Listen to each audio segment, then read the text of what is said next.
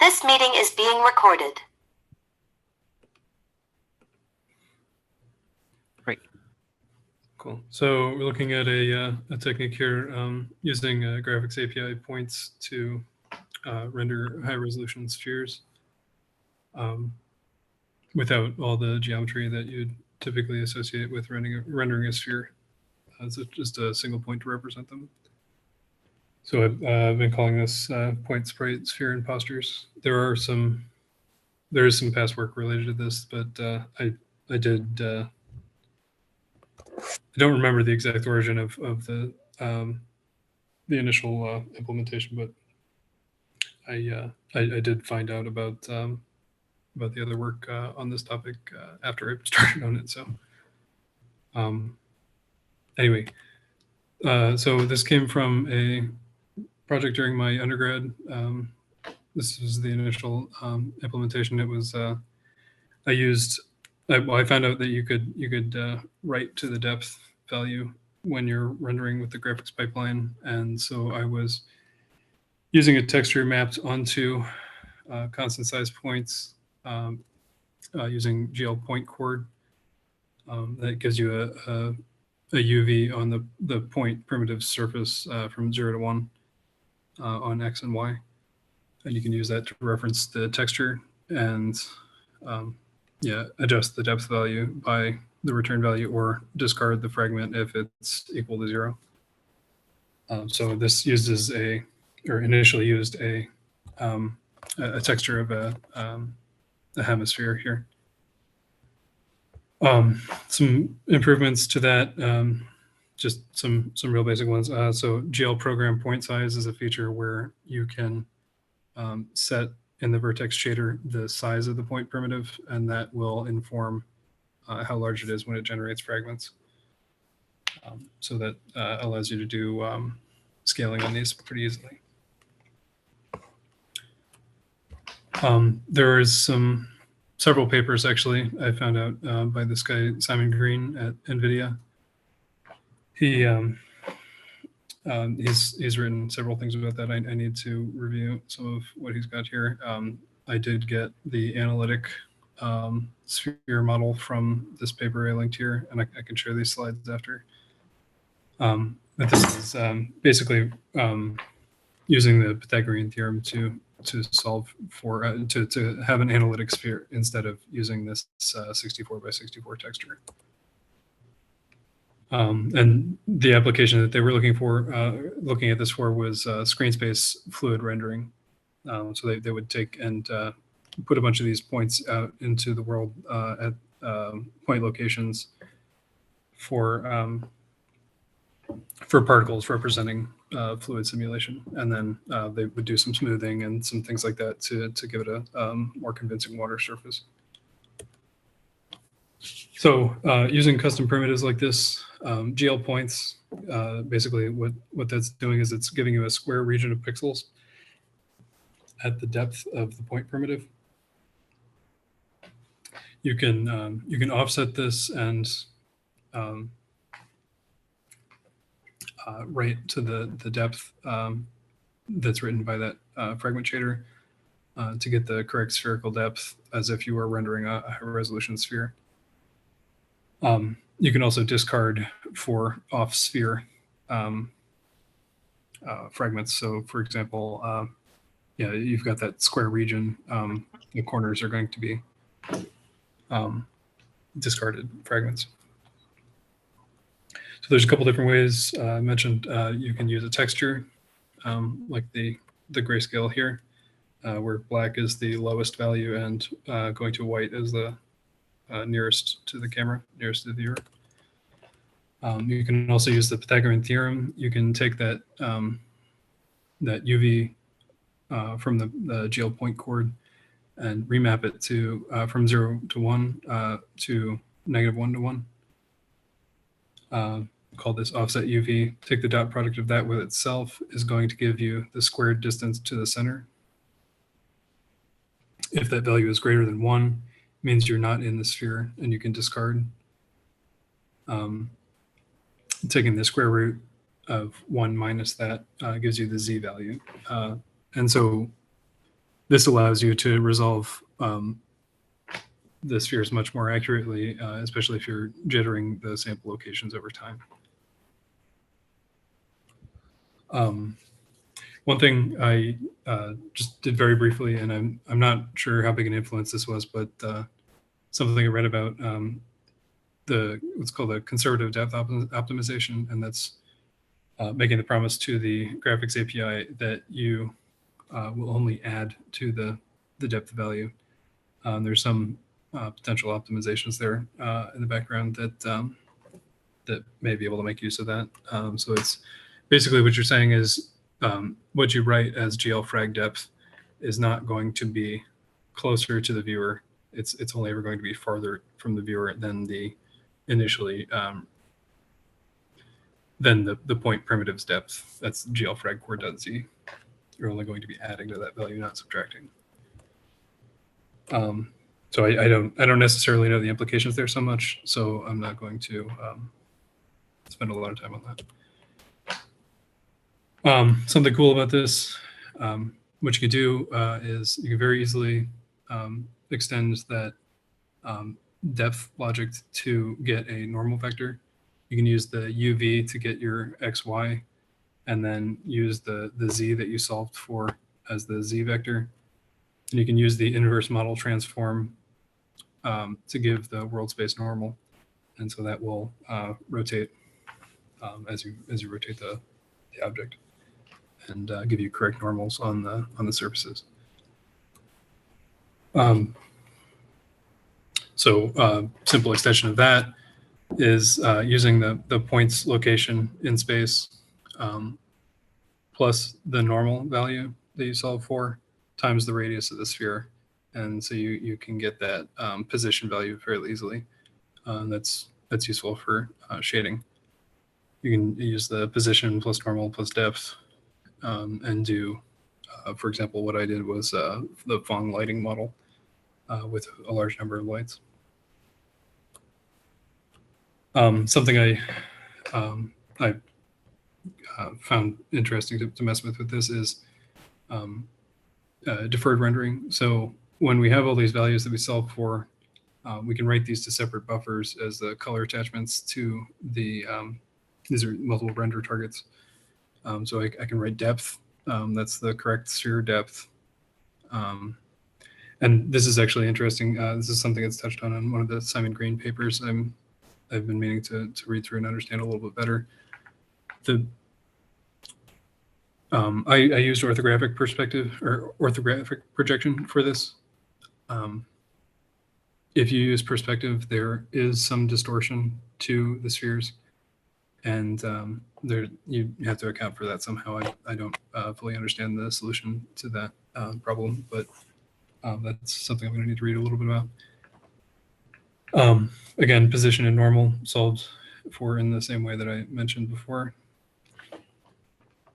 And then what's interesting is you can, instead of writing a color to any of those color attachments, you can write an unsigned integer that's a per primitive unsigned integer ID value. So this can essentially give you a visibility buffer.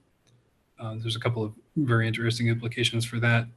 You can do picking at the click location. You can uniquely identify every single primitive on the screen, and you can do whatever you want with that information. For example, you want to highlight one of up to 4 billion spheres there, you can do that. This renderer scales to tens of millions, but the 32-bit unsigned integer would scale to much more than that. Another thing is, right, instead of writing the color value, you can actually reference an SSBO with that ID value to access material properties such as color or roughness. You can pull that from the buffer during shading time. And one of the major benefits of going to a deferred pipeline like this is the ability to handle many lights. For example, I handled as many as 1,000 lights at real-time frame rates with this. It's surprising what's possible when you do a deferred, because it primarily scales with the screen resolution rather than the primitive count. You have a there's then two pieces basically. So the G buffer writes are fairly heavy. That's pretty bandwidth intensive because there's all those texture writes, and that does scale with the primitive count. But because the final shading is calculated per pixel and not per fragment per primitive, you can just write the relevant values to the G buffer when the depth testing passes. So we get those spheres out in the world rendered as if they were high resolution spheres. So we can do tens of millions of these, and then we do shading on the flat image. And you can see in this picture, they can get so small that they don't even look like spheres anymore. It kind of creates like a surface. Yeah. So here's an example of just a render.capture of that 32-bit unsigned integer. Just uniquely identifies for every pixel what primitive is present at that pixel, and then we can look at assigning a color value out of a buffer based on that ID value. One cool application I found for this was if you can place them close enough that you're not seeing any concavity between neighbors. By that I mean if you imagine two spheres next to one another, they're close enough that you're not seeing a dip in the surface where they overlap. They're close enough that they look like a smooth tube. Basically, here we're looking at like a cylinder almost. So if you place those closely, along a path, you can create these swept lines, these kind of cylinder primitives, more capsule shapes, but they can be kind of arbitrarily shaped. They can even be curved lines because those paths are not necessarily something that's that they would have to be on a linear path. It can be like a Lisa Ju figure. This is using placing the X, Y, and Z coordinates based on some sinusoidal pattern. So as you vary some input parameter, you solve for the X by taking, say, for example, the sine, and then the Y by taking the cosine. That's for two-dimensional logic that creates a circle.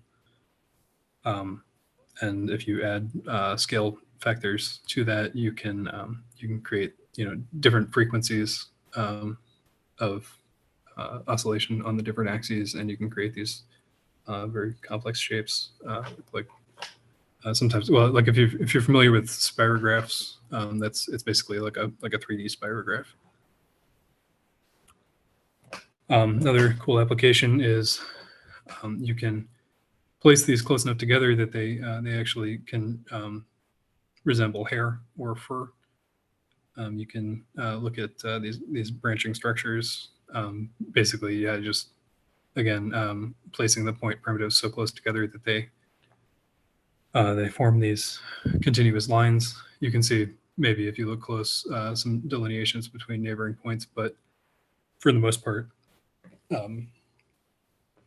it creates this very smooth kind of surface that looks like hair, and it scatters in there too. This is with some Screenspace ambient occlusion, so that does contribute a significant amount to the realism of it. Something very cool I found with temporal accumulation: if you take a blue noise offset for every fragment shader invocation, and you use that when you're testing against the sphere, like when you're solving for that Z value, you can test that against the analytic model, and you can resolve these spheres basically to whatever quality you want. what I did was I blended about with the existing frame buffer, with color output frame buffer. I was blending 1% of the new data in with 99% from the accumulator. So over a number of frames, if the image is static, you create this very high quality result. Something I found it's not entirely obvious. When you do this, if those spheres are moving, it creates this thing that's almost like volumetrics. When they're traveling through the space, they contribute in a way that it will vary with their location. And if you think about it, it kind of almost simulates like a primary scattering event. So when you see in these pictures where the lights are, you can see how they scatter off of the nearby points, like you'd expect from a volumetric effect. But this is literally just accumulated from moving points over time. Millions of them, but as they travel through the volume over frames, as they get accumulated, they resolve to this effect. So I was kind of just, for my own purposes, referring to these as point distribution volumetrics. And here's an example of that blending. So we have, on the left, we have one sample, and on the right, we have that resolved over some number of frames. So which let it sit for a second or so. And so you can see how you go from these aliased types of lines to something that resolves very smoothly. And again, that does have a significant reliance on that geometry being relatively static and not moving with respect to the camera, without getting into like TAA type approaches where you have to reproject and do some thresholding logic. I did try to do that, but hit some noise issues, especially on edges of continuous shapes. So there were some screen space effects that I looked into using screen space ambient occlusion. That was one that you can see here, just using the depth value and the normals near the pixel location to take several samples and get this darkening where you'd see like the like what you would call ambient occlusion. That's the darkening of based on the surrounding objects.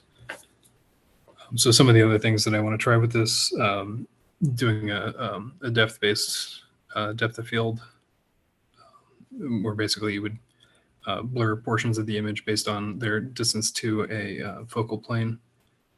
That's a common post-processing technique. Also bloom potentially, edge detection, and like post-process distortion. So if you wanted to do like a lens distort kind of a post-process to give it a kind of a cool look, you could definitely do that. Some of the other things I've been thinking about for this project moving forward, right? The sample rejection is somewhat difficult. I've tried a couple of different things, thresholding based on difference in normals, difference in depth, but that is not entirely trivial, and I do need to put some more work into that. Shadow mapping, once you have a deferred pipeline like this set up, it's fairly straightforward. You do directional lights. You can also do point lights with shadows based on cube map faces. But again, because of the wide field of view associated with that, you would want to probably have figured out that what I mentioned initially about the distortion related to the perspective projection on these spheres. I was able to do fairly subtle perspective projection just based on dividing by the distance, setting the W coordinate and the radius based on the the z value in the vertex shader, and that's a lot of the ones that I shared, the pictures that I shared here. They have that applied. Something else I had thought, since I have normals for these sphere primitives, you can use that to reference a cube map to give more in-depth material properties across the sphere's surface. So if you think about just the way that you would reference a cube map with a vec3, just a direction, you could do like a random rotation for each sphere, maybe parameterize that somehow, and that could be randomized per sphere. Do that reference, and then image-based lighting is another option there as well. Something that somebody recommended to me was to write a compute based rasterizer for this. It may make a lot of sense rather than trying to use the point primitives, or one other direction that I had considered was using quads, because if you think about it, a quad would either require that you set up a geometry shader, or you're going to have to basically do everything 6 times kind of thing, because it's 2 triangles per primitive. Then the benefit would then potentially be, though, that it plays nicer with yet more standard graphics techniques as far as like perspective projection and things like that. Yeah, so managing things in a software rasterizer may make a lot of sense. That's potentially something you could use to your advantage, and things like early out for bins that had like pixels that had hit a sphere kind of thing. There was a closest sphere determined. You might be able to get away with not evaluating all the spheres in that that bin, or however you're organizing them. So that is that.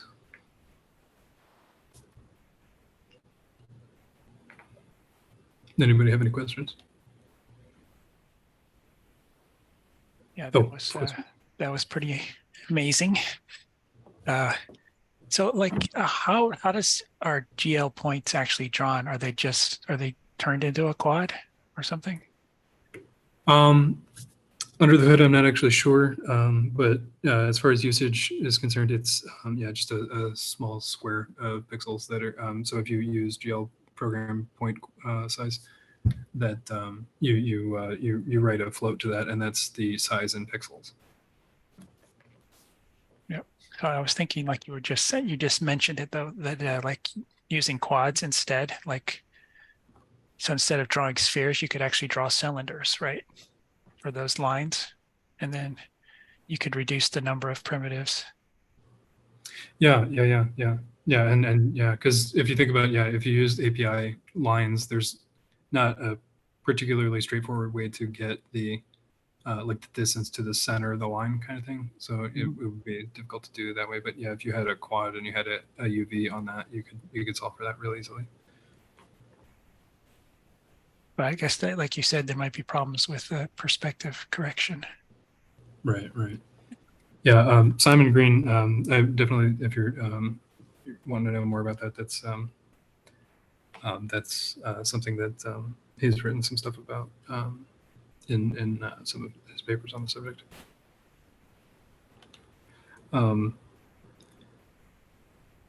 Let's see, what else?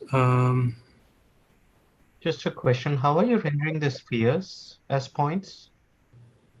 That's with OpenGL point primitives. If you do GL draw arrays with GL points as the argument. Oh, so you can actually pass in vertices and have the primitive type as points? Right, right. So I get a square region of pixels that I can then map a texture onto, or in this case, an analytic model of a sphere using that UV on that square. Nice. So did you try using the Pythagorean theorem, like you said, instead of texture? I wonder what the performance difference is. That was good for about 30% performance uplift there. Oh, really? Yeah, it was significant, and it resolves a hell of a lot better. Yeah. Yeah. And then you can do other shapes. You don't have to just do a sphere. So there was like a few games like a long time ago. I just looked this up, like in 1994 or something, that were using ellipsoids to draw all their graphics. I don't know I've if heard you've of it. I'm not familiar with how that was implemented, but I am. Yeah, I don't familiar. really know how it was implemented because it was all in software and it was pretty fast. I think it's called. I would have to look it up, but I think it's called Little Big Adventure. There was one called Ecstatica. Yeah, that too. Yeah. That did, yeah. Someone had a question about why the camera needs to stay static. That's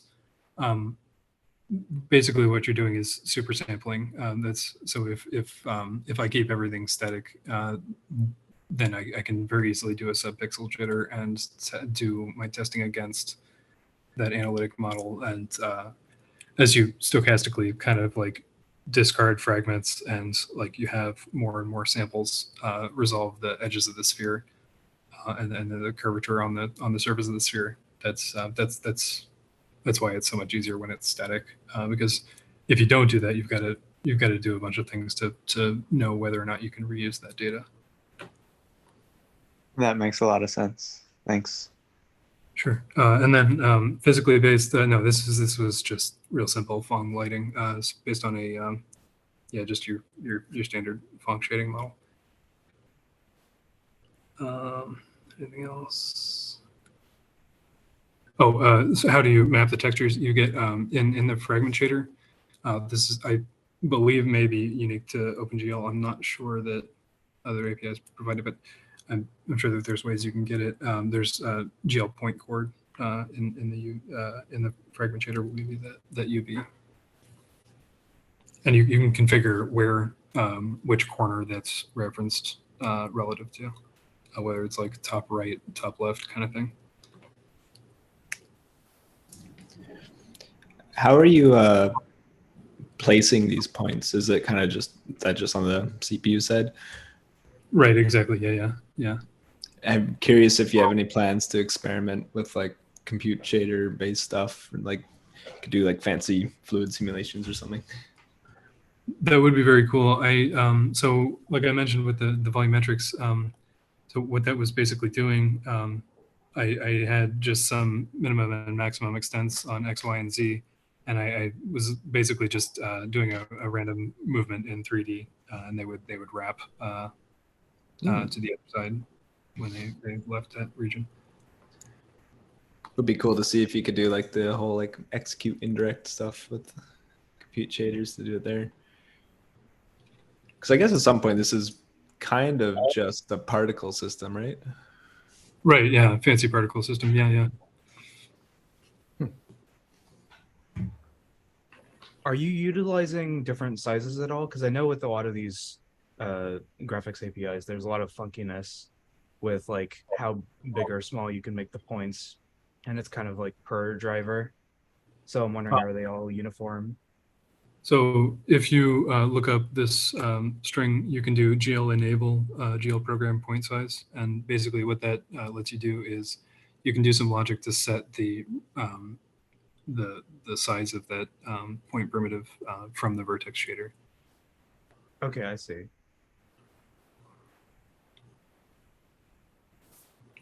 You basically set GL point size, I think is what the variable is called, and you set the size in pixels. Did you mention at some point that you were computing the normals from depth? Yeah. How do you do that? So okay, let's look at that. So if you think about, okay, I have an X and a Y here. So that's, say I'm starting with 0 to 1. If I'm then remapping that from -1 to 1 on X and on Y, I have 0, 0 at the center point here, and 1, 0 here, -1, 0 here, blah blah blah.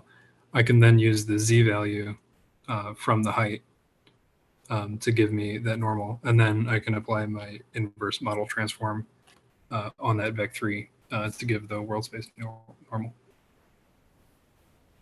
I see. How did that relate to the? I guess you had a custom Z conservative depth optimization. I think I was kind of like trying to understand how that related to this. Is that better than just the regular Z that you get? There was a little bit of dancing around with that. So basically what you have to do is you have to pre-compensate for that in the vertex shader. You have to apply a small offset on Z in the vertex shader, and then you can basically subtract so that the sphere is basically only touching the center of the point primitive, if that makes sense. How much of a speed up are you getting from that? I'm trying to ask just to make sure, just to make like, would it make sense for like a simpler simulation to also have it, or does it start mattering when you have a lot of primitives in your case? I'll be honest with you, I wasn't really able to profile that very effectively. Yeah, because there was a little bit of messing around to get that working, so I didn't have like an A/B testing on that very very much. So that might be something to explore in the future. Makes sense.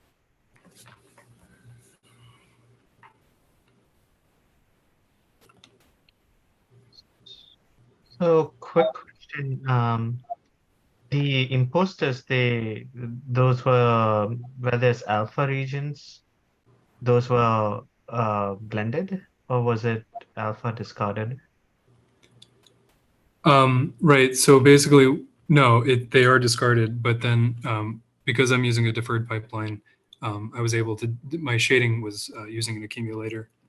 So basically, just a floating point image that I used my deferred shading outputs, my deferred pipeline outputs as inputs to the logic that updated that accumulator. So basically, I'm rendering new data every frame, but then using that to blend with, I solve for a color, and then I can use that value and blend with the state of the accumulator. Got it. So not typical alpha blending. So all the fuzzy, the volumetric fog-like thing, is that all spheres or? Right, exactly. Yeah. And they're partially transparent because it's kind of if you think about it, it's like a distribution. Like they're traveling through the space at a certain rate. They're either going to be there or not be there. And so, fractionally over time, like how many times they are there or aren't there, that kind of resolves to this like foggy look. There's no need for any ordering of these semi-transparent spheres. No, none at all. They just come out of the Z testing with the from the API, and if you were to look at one frame of this, they're actually they're just spheres. Like if you don't blend this over time, they are just spheres in space. They don't. They're no different than the static ones. Awesome. How long did it take for you? How long did it take to generate this data on the CPU? Oh, it's not more than a couple of seconds. It's just some random stuff I was messing with. Basically, for the tentacle looking things, I was looking at basically just picking a vector and then creating a basis for it and kind of doing like random transforms on it. So just kind of like twisting and rotating in space randomly. And then for the volumetric stuff, it was basically just randomly placed in space. Awesome. For the fur, I was doing the same thing as the tentacle type shapes, but with just a recursive kind of thing where it could fork off basically. Nice.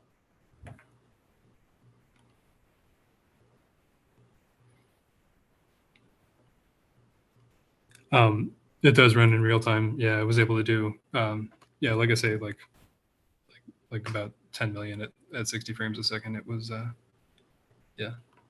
was actually really surprised at how this scaled. Yeah. What kind of hardware do you have? So yeah, that was on a Radeon 7, but I did try it on a ThinkPad X270, and I was able to do fairly well. Like at least a couple of million. I did have to bump the resolution down to make that work. Like I say, that the deferred shading does scale more linearly with the resolutions. Yeah, as far as the lighting and shading.